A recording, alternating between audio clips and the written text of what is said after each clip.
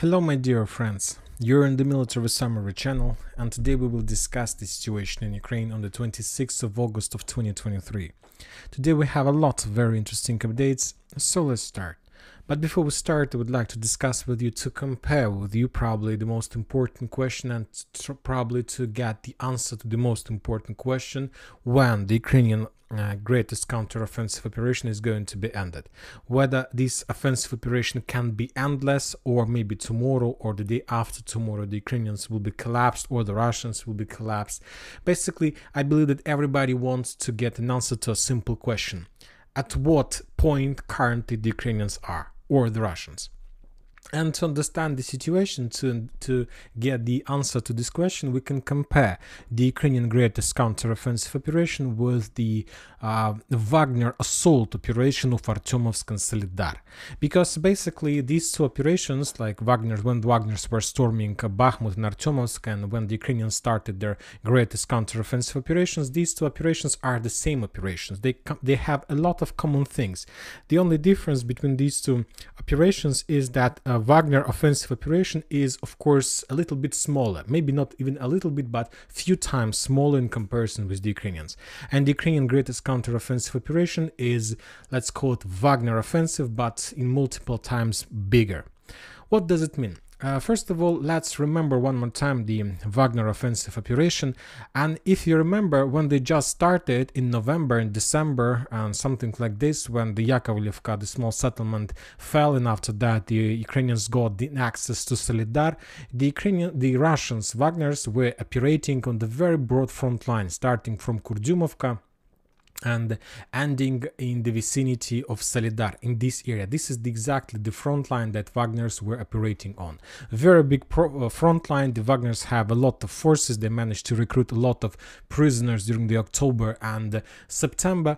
And as soon as Wagner started, they were attacking the Ukrainians in Solidar, in Razdolovka, Saka-in-Vantseti, Zaliznyanska, Vasyukovka. Wagners were pushing in Dubovo, Vasilievka, Paraskovivka. There were very fierce clashes in Opotny, Ivangrad, Atradovka, Kurdyumovka, Zaryanovka, Klishchevka. Wagners were operating with significant number of forces, trying to encircle and to capture one small settlement by the name of Artyomovsk. But somewhere at March, we start receiving first updates that for some reason the Ministry of Defense of Russian Federation took a decision to replace Wagners on the flanks. And for example, Solidar, Yakovlevka and Mykolaievka was the first area where Wagners were replaced by the Russian forces, by the forces of the Ministry of Defense. To be more precise, probably with 106th Air Assault Division or something like this. Somewhere in the April, we got another update that Ministry of Defense took a decision to replace Wagners on the south of Artyomovsk, and so on. And by the beginning of May, by the end of April, somewhere in the middle of April, Artyomovsk and the settlement itself was the only place where we could find Wagners, because the flanks on the south and on the north were under complete control of the Ministry of Defense. And we remember that situation. We remember a lot of rumors about these strikes, about the fight between Ministry of Defense and Wagners, when he was asking that, saying that Ministry of Defense wants to get his victory and so on. But if we analyze the entire situation, we understand that there was just one reason why the Ministry of Defense replaced Wagners on the flanks, and the reason is that the assault operation of Bakhmut took around 8 months, and during that period of time, Wagners had significant losses. Obviously, we're not talking about dead people, we're talking about wounded and so on, but the losses was heavy.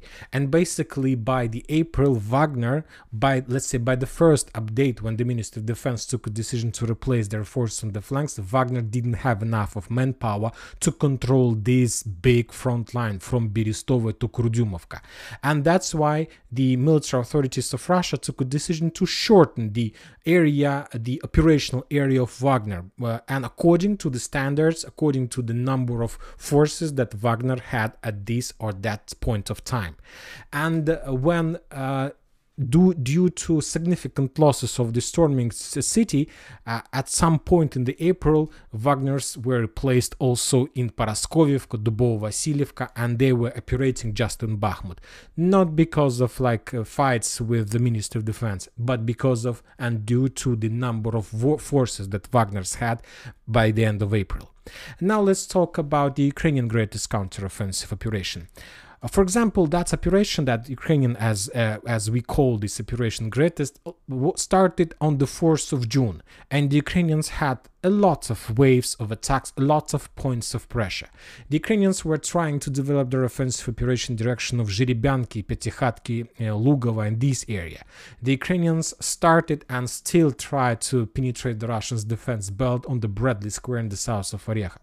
The third area where the Ukrainians were trying to develop their offensive operation and still try to do this is Vremivka tactical bridgehead. This already 3 directions. The fourth direction is Avdiivka. During June and July, we had a lot of updates about the Ukrainians' attempt to attack in direction of Oputnaya, Peska, Pervomayska, Krasnogorovka, with one purpose: to release Avdiivka and to maintain the bridgehead in the vicinity of the settlement and not to allow the Russians to encircle the city. And the final direction of Ukrainian attack was in the vicinity of Kurdyumovka, Andreevka, Klishevka. So the Ukrainians launched 5 attacks upon 5 points of Russian defense belt. And let's say in the beginning of July, the Ukrainians completely stopped any attempts to attack in the vicinity of Zhiribyanki. Somewhere in the middle part of July, we stopped receiving any attempts from the Ukrainian side to attack in the vicinity of Avdiivka. The final operation was the battle for the forest belt between Veselaya, Krasnogorovka, and this area. By the beginning of August, the Ukrainians stopped any real attempts to attack in direction of Klishevka, Andreevka, Kurdyumovka, Zaryanovka, on this line in the vicinity of Artyomovsk. By the end of August, the Ukrainians completely stopped any attempts to attack in the vicinity of Vorozhaina. And by the end of August, by the 26th of August, there is just one direction where the Ukrainians still attack. And we are talking about Bradley Square and the south of Orekhov. Of course, we can say about operational regroupings, about getting reserves, about many blah blah blah things. But currently, this is the same situation as with Wagner's on the flank, when during the clashes they had losses, and basically at some certain time they didn't have enough of forces to hold flanks, and they were replaced by the Ministry of Defense. But the only difference in this case, the Ukrainians don't have nothing. They don't have Polish forces that can come and replace the Ukrainians in the vicinity of Artyomovsk or in Zhiribyanki. They don't have anybody who can replace them, and the only thing they can do is to stop, because they lost a critical mass on this or that front line, and they can attack just in one direction. And currently, this is the direction of Orekhov. And if we compare the timeline and the situation and so on, basically Orekhov is something like Artyomovsk at the beginning of May, when everything was almost finished. So basically now Orekhov is the Artyomovsk of the 1st of May, when there were around 20 days before the settlement fell. And currently the same situation now. But we have just one question. There are also about 20 days left for battle of Zaporozhye, of the South Ukraine, and we have just one question: whether the Ukrainians are able to capture this territory during the last 20 days of Ukrainian greatest counteroffensive operation or not. And the second question, whether the capturing and taking under control, let's say, of Robotyne and Novopokrovka will give the Ukrainians the same benefits and the same results that Wagner's and Russia got during the Battle of Artyomovsk. If you ask my opinion, I'm telling you no, they will not get the same results, because the Russians left the Battle of Artyomovsk, they finished the Battle of Artyomovsk with completely ready, fully blooded, fully loaded Russian army. And when talking about the Ukrainians, even if they are able to capture the settlements, they will leave this phase of special military operation without armored vehicles, without tanks, without people, without manpower, without rounds, without anything, without F-16s, without almost nothing. These are completely two results of almost the same operations. And this is the reason why the Western countries are blaming Zaluzhny, Valery Zaluzhny, the head of Ukrainian army, by saying that he should have attacked just in one direction, to concentrate his power at one point. Let's say in Vremivka, in Artyomovsk, or let's say in Orekhov, but at one point.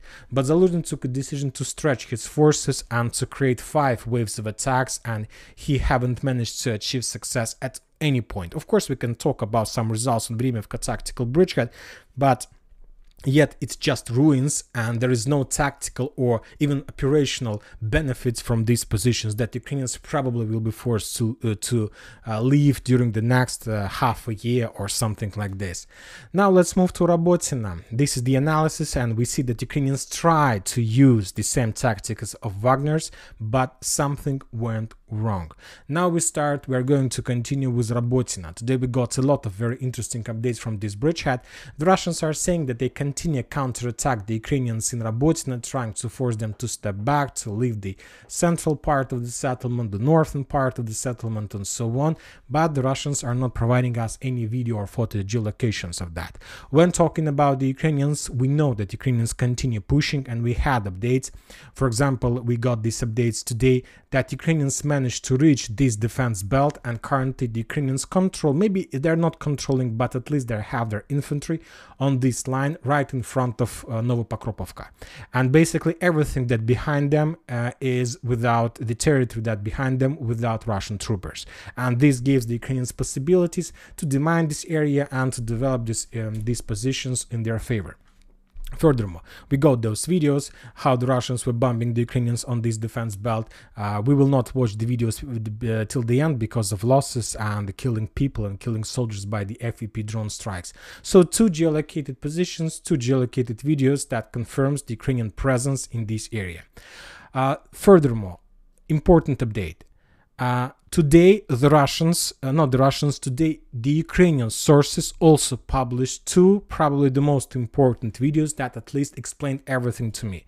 The first one took place also somewhere in this area, and this is the video. We will not watch the video till the end, but basically the author of this video, the forces of 46th Brigade, claimed that on this video we can see the withdrawal of positions by the Russian forces, how they were trying to evacuate from the fields from this defense belt in direction of Novopokrovka. In a second, this drone will strike the Russian forces, and probably with very significant losses for the Russians, because as you can see there is a very big group of Russian soldiers, and the drone attacked them right in center. So basically, according to that video, the Russians were heading to the south from this defense belt. They were trying to get as far as possible and then probably to turn to the west in direction of Novopokrovka. They were heading in this direction, and the Ukrainian drone attacked them. So maybe nothing special, the Russians left this defense belt because of pressure of the Ukrainians or something like this. But a few hours later we got another video from another source, and according to author of this video, he claims that on this video we can see another withdrawal of Russian positions somewhere in the vicinity of Robotyne Novopokrovka. On this video we see how the Russian infantry was moving a lot of soldiers along the road, and the Ukrainians had established a real fire control, artillery control over this road, and they were bombing and shelling the Russians during the retreat process massively. Significant losses, probably a lot of infantry at least were wounded. So this is the second video confirmation of Russian withdrawal their positions in direction of Novopokrovka or even further. So basically we can say that currently the Russians try to implement the same situation, the same story and the same operation as they managed to implement in the vicinity of Urozhaine.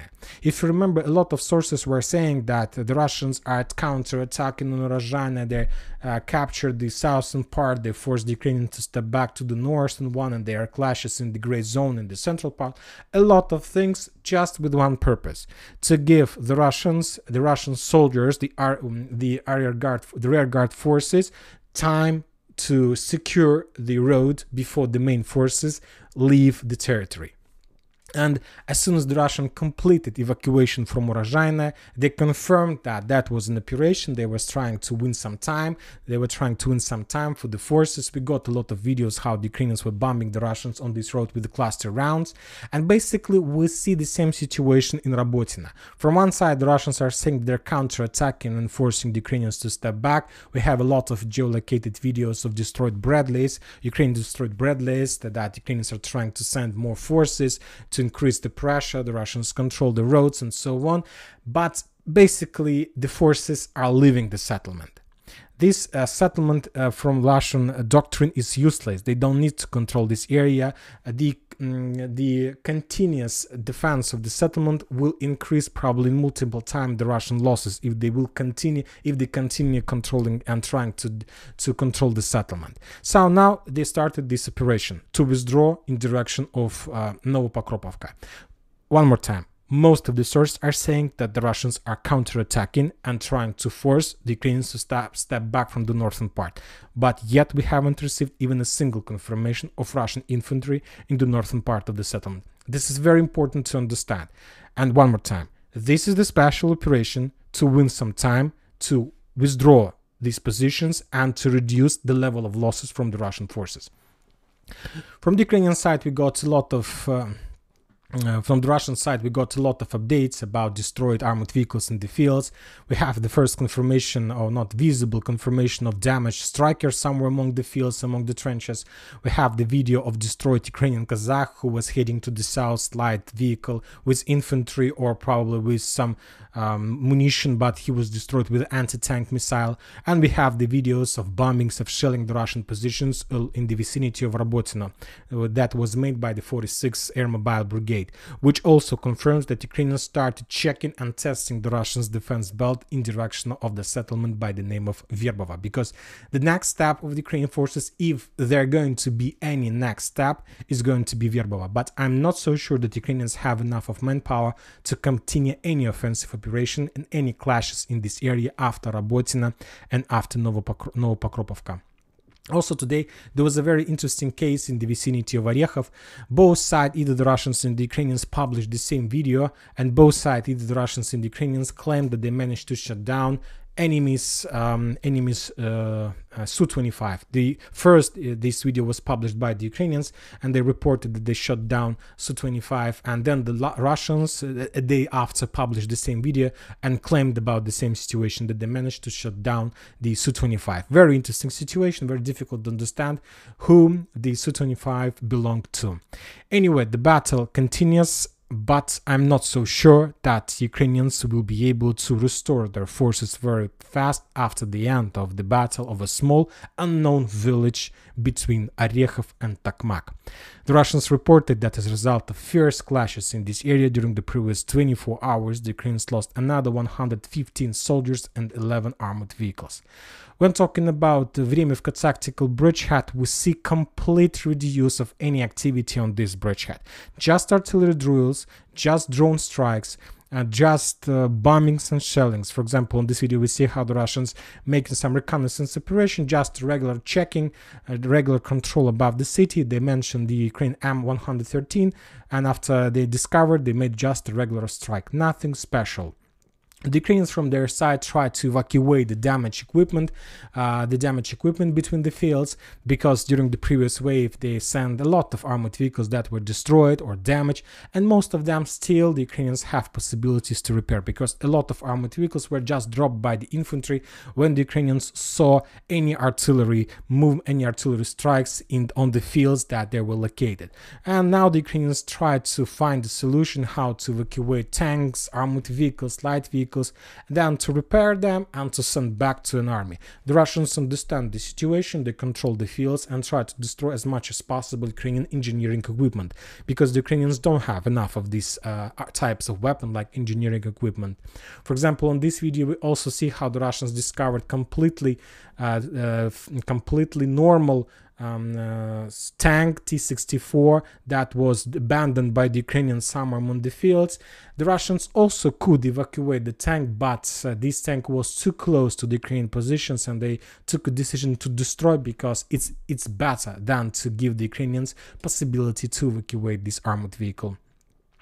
When talking about South Donetsk and Marinka area, today we got some updates, some sources, at least the Russians, we haven't received any confirmation of that from the Ukrainian side. The Russians mainly reported that Ukrainians made few attempts to make reconnaissance in combat in direction of Vladimirovka.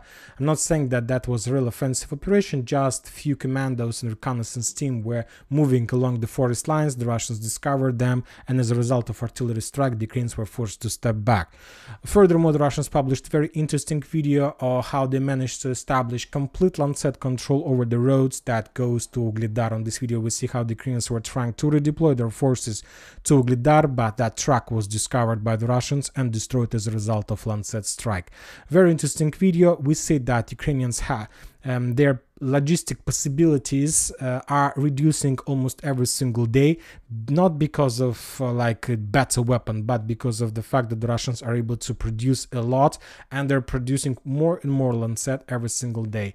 Furthermore, there was another video how the Russians Lancet managed in the same area, probably the same squad, managed to discover the Ukrainian Caesar, and as a result, let's say a counter-artillery duel, the Russians managed to damage the Ukrainian Caesar of French production and to destroy this artillery system. Very like painful losses for the Ukrainian artillery system, for artillery forces on this bridgehead. And another video we got from Krasnogorovka. The Russians continue suppressing the Ukrainian anti-tank positions, drone positions, sniper positions, and so on. For example, on this video we see how the Russians, as a result of reconnaissance operation, managed to discover the Ukrainian anti-tank position, anti-tank equipment Stugna P, somewhere in the building in the vicinity in the central part of Krasnogorovka industrial zone. And as soon as the Russians managed to discover that anti-tank position, the Russians launched FVP drone, and that FVP drone basically destroyed that powerful and very powerful Ukrainian anti-tank weapon. When talking about Avdiivka, as we discussed, somewhere in July we stopped receiving any updates from the Ukrainian side about any attempts to counterattack. Currently there is just one side who attacks or counterattacks, and we're talking about the Russians. And today they published another video how they discovered and attacked the Ukrainian positions somewhere in the vicinity of industrial zone on the east of Avdiivka. Another episode of FEP drone strike against the Ukrainian position. Nothing special, no movements on the ground, no attempt to counterattack, and so on. When talking about Klishchiivka, the same situation. The sides completely stopped doing anything. Either the Russians and the Ukrainians don't have the critical mass to make significant or very powerful offensive operation, but when talking, well, if we compare, the Ukrainians don't have manpower to do anything, but the Russians have some critical mass, some forces to develop their positions and to restore control over the territories and the hills, to be more precise, over the hill 205 in this area. And the Russians published the video of storming operation. There was a very long video, 4 minutes video, how the Russians were storming these trenches, these fortifications, that hill 205, and as a result of a small assault operation, the Russians managed to return control. That was a very funny video because there was lots of interesting cases, and if you're able to see the video, I suggest you to watch. There was a lot of cases at some points of time. Either the Russians and the Ukrainians were fighting against the Ukrainians because they didn't understand where they're located, and the Ukrainians didn't understand that they were with the Russians in the trenches, and both the Russians and the Ukrainians in the trenches saw the Ukrainian offensive forces, and together they started attacking the Ukrainians. So some small balagan on the north of Klishchiivka. When talking about Liman and Kupiansk front lines, we continue receiving updates. There are still heavy clashes, artillery duels on Tarskoye salient. The Ukrainians published the video how they managed to discover the Russian tank and to destroy the tank as a result of artillery strike. And the Russians published the video how they discovered and destroyed the Ukrainian Stab B howitzer, maybe the howitzer that destroyed the tank that we just saw in the previous videos, who knows. But anyway, we also see that the front lines in this area, the combat lines in this area, are static. Neither the Russians nor the Ukrainians are making any attempts to attack, counterattack, and so on. Everybody expect and wait the end of Battle of Robotyne, the Kursk of 2023. Now we're moving to the Kupiansk front line. Probably the Ukrainians analyzed the risk. They found a solution with this bridgehead. They brought some drone squads, and today the Ukrainians published the video, some geolocated confirmation that they managed to establish some fire control over the supply roads that goes from Svatovo to Raigorodka to the Russian bridgehead on the Ukrainian side of Zherebets River. At least we had two geolocated strikes against the Russian armored vehicles that were heading in direction of the combat line and probably were trying to support their forces on the edge. When talking about Kupiansk, nothing happens there. Static situation. The Minister of Defense reported about some offensive operation, that the Russians managed to improve their positions on the edge, that the entire losses on the Kupiansk and Liman were around 110 soldiers.